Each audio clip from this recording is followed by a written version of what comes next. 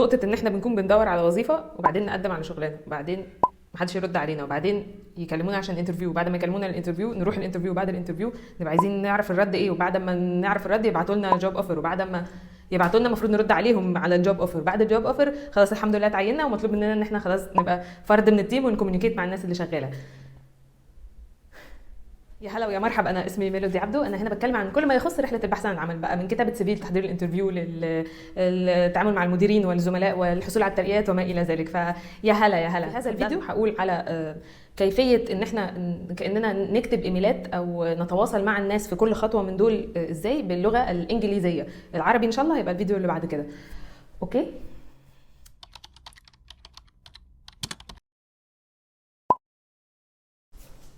اول صيغه للايميل هكتبها هي ان احنا لقينا وظيفه وعايزين نبعت بقى السي في او نقدم عندهم على شغل.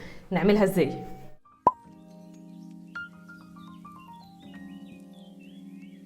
تاني صيغه هتبان على الشاشه دلوقتي هو لما نقدم وصحراء مفيش اي حاجه واحنا عايزين نسالهم طب ايه بصيتوا عليه ولا خلاص كده ولا ايه.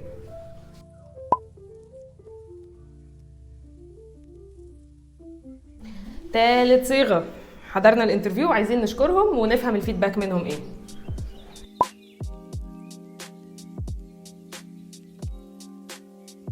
رابع صيغه بعتوا لنا الجوب اوفر واحنا عايزين يا اما شويه وقت نفكر فيه يا اما عايزين نيجوشيت الاوفر اللي هم بعتوه.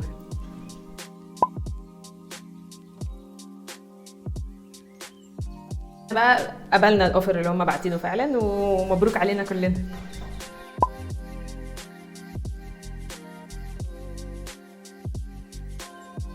خامس صيغه وهي ان احنا خلاص اتعيننا او دخلنا الشركه فعايزين ان احنا نبتدي يعني كاننا بنبعت ايميل كده بنعرف الناس اللي في المكان ان احنا بقينا معاكم يا جماعه وده الكونتاكت بتاعنا ومتحمسين للشغل سويا.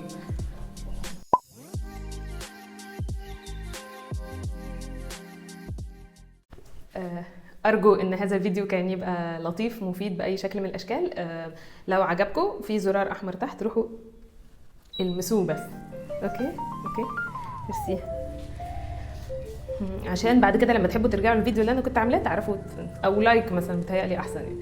اوكي I'll see you المره القادمه وشكرا ليكم.